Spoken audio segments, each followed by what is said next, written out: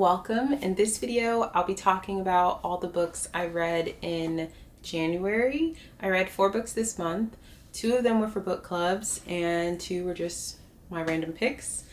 And they ranged from historical fiction, romance to literary fiction. So a very wide, well, not very wide, but a little bit of a wide spectrum.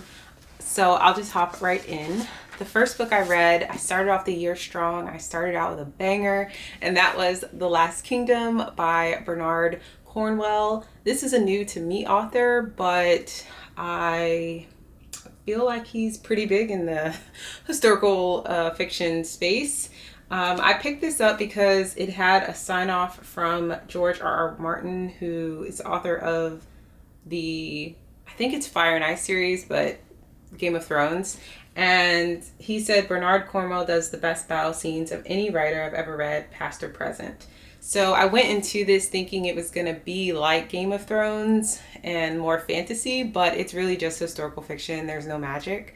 But in this, we are following the war between the Danes and the British, and the Danes are trying to conquer British land, and they have captured all of the kingdoms except for one, Wessex. And we are following that continuation of that story, and it's told through the lens of our main character, who is Uhtred. Uhtred is British, but from a very young age, after his father dies in battle, he is raised by the Danes. And so he has this very interesting relationship where he feels a connection to the land and wanting to recapture his family's land, but at the same time feeling a kindred spirit with the Danes, and because in a way they were better to him than his own family was. And so we are also seeing which side he's going to pick. But it mentions the battle scenes. It does have some really, really good battle scenes, and it, like, from the very beginning, I was in it. Like, it captures you. I wanted to read just a line that I thought was really good.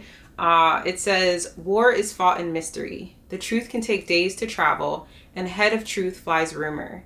And it is ever hard to know what is really happening.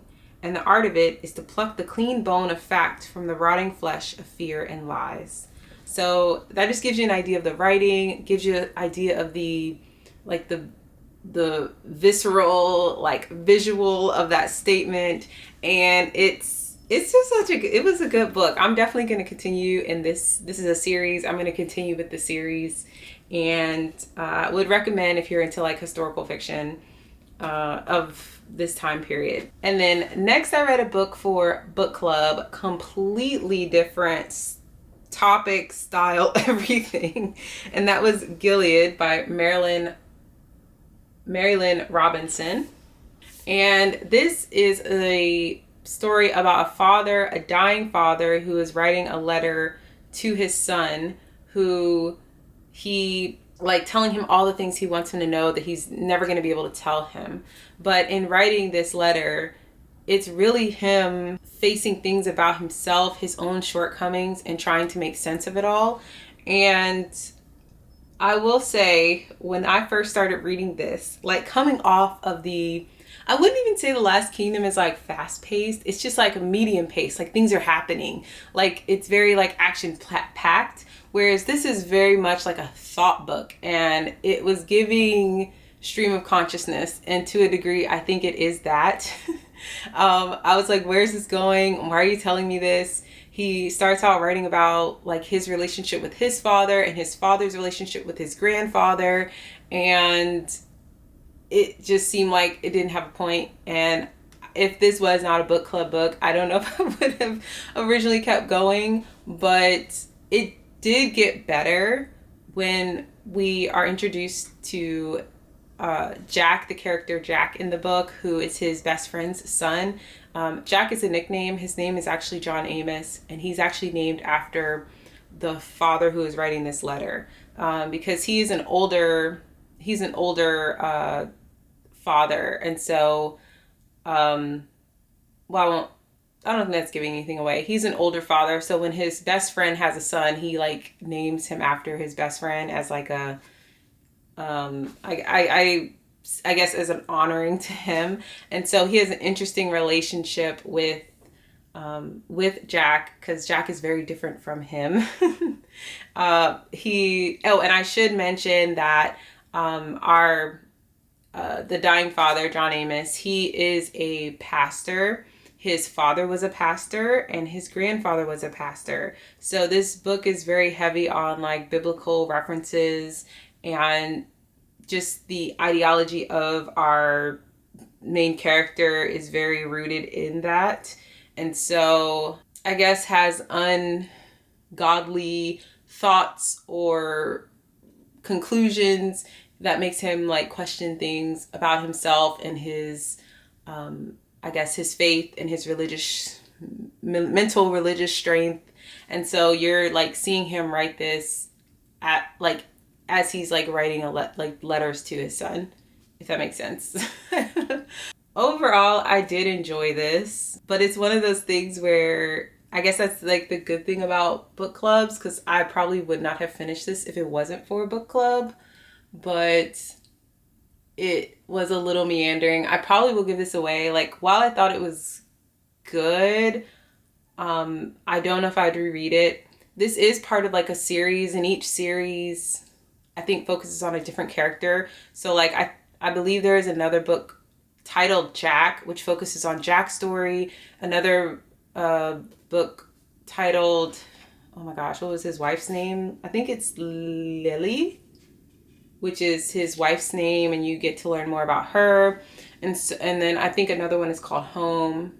But like each of them, I think, are following a different character, a different perspective, but they're all happening in the same town of Gilead, and that has biblical meaning in and of itself as well. But they're all happening in this town around the same time. And so while I would read other books in the series, for me, this isn't a book I necessarily need to own. I probably would just get it from the library. But if you're into that, like introspective, looking at life type of thing, I think that you would like this. And also, like I said, he is dying, he is older, so aging is another theme in this book that I found very interesting. And yeah, if you're into that kind of thing, you might like this. And then I kind of went totally different again, and I read a romance, and that was The Notebook by Nicholas Sparks. Nicholas Sparks, for me, is a kind of a palate cleanser author.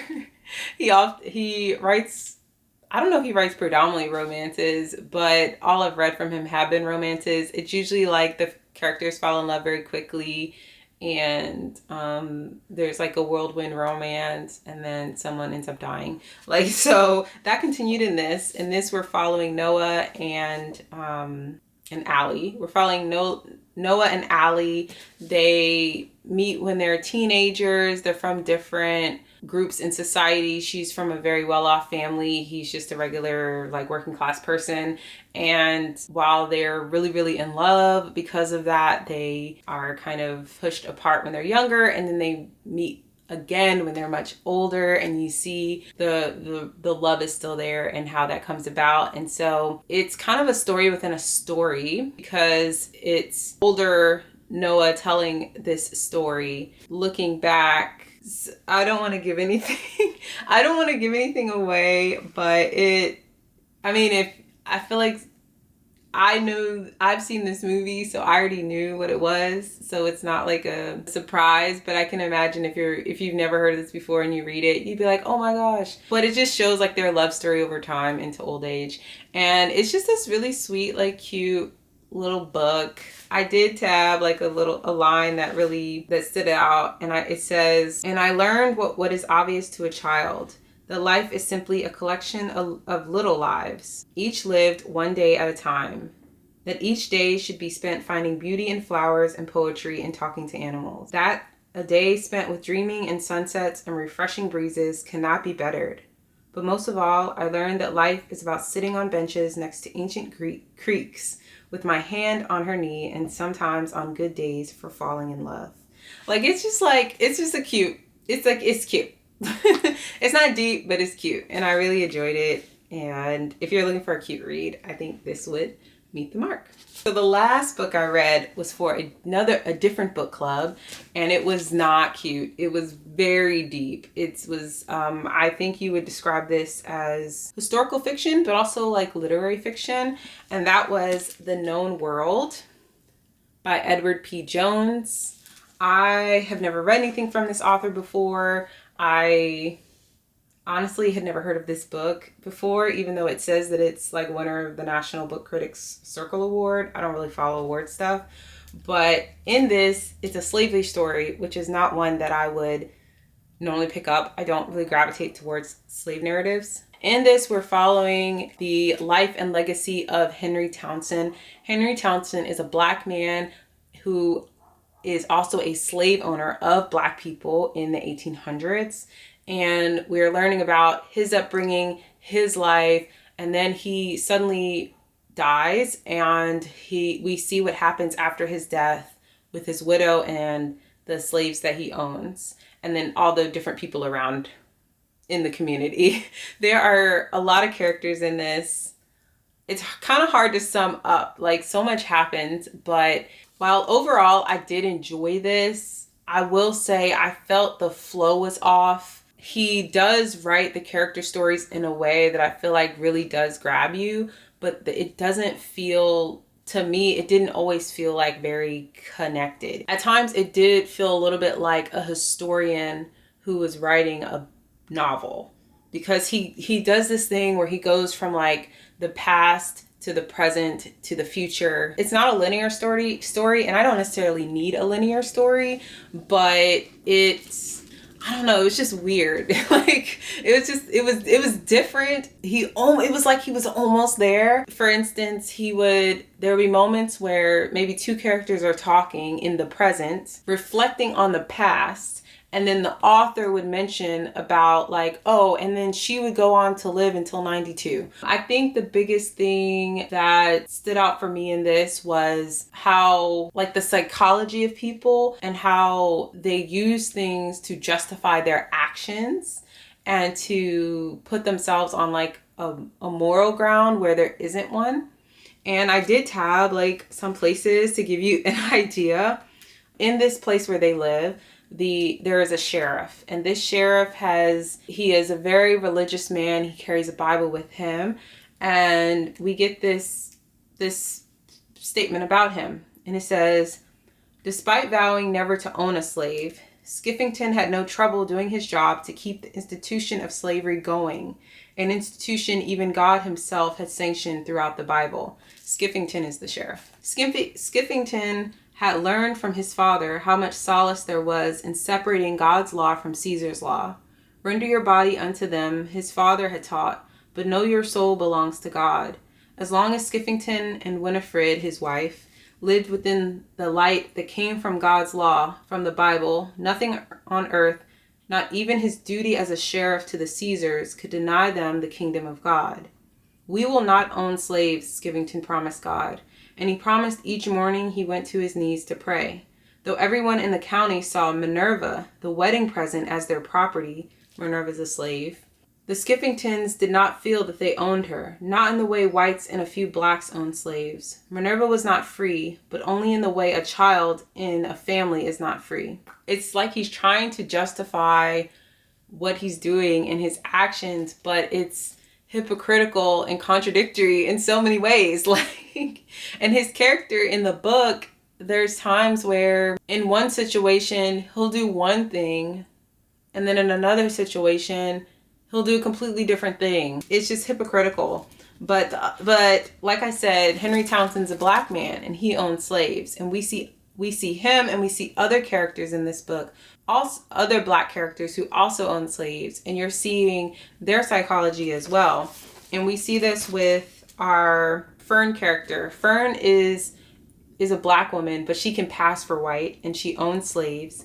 And in a, I guess, future, present, like the whole time, the idea of time in this is kind of off, but basically she is an older woman now. A man has come to her house and he's writing about the history of Blacks owning slaves. And he makes the statement that I feel like owning being a Black person owning slaves would be like owning your family. And she says, no, it's not like owning your family. And she makes this statement: all of us do only what the law and God tell us we can do. No one of us who believes in the law and God does more than that. Do you, Mr. Fraser? And that's the guy who's writing about Blacks owning slaves. Do you do more than what is allowed by God and the law? I try not to. He says, I try not to. And she says, well, there you are, Mr. Fraser. We are alike in that way. I did not own my family, and you must not tell people that I did. I did not. We did not. We owned. She sighed, and her words seemed to come up through her throat much drier than only seconds before. We owned slaves. It was what was done, and so that is what we did. We, not a single one of us Negroes, would have done what we were not allowed to do. It's just the thinking behind it. You see like the well-off, like Black people who own property, own slaves, they have that same type of mentality. And even we have one character who isn't like that, but he doesn't really have the backbone to fight against it. He tries to overcompensate in other ways and help out the escaped or freed Black people. But he is like, oh, I hope they don't find out that I own slaves, or like I'm part of the problem. I don't know how to exactly like put into I don't know how exactly to sum this story up. This is the last book I read. I think it's a great book club book because it's definitely worthy of discussion. It's a book about humanity and all its flaws. And if you think you'd like this, maybe you'd like to read it. I would not have picked this book up otherwise. Just like finishing a book that you may not have finished. I think that's like the beauty of book clubs. They kind of take you outside your comfort zone and have you like finishing books that you would not have otherwise. As a mood reader, I do find book clubs a little hard sometimes, especially like I mentioned with Gilead, coming off of like reading a book that's so different, but needing to read it because you want to finish it before book club so you're able to have discussion. I love book clubs, but at the same time, as a mood reader, it can be hard at times. Overall, there's a beauty in them, but I digress. Those are the 4 books I read in January. I'd love to know what you read. I'm very much looking forward to February. I will see you in my next video. Bye.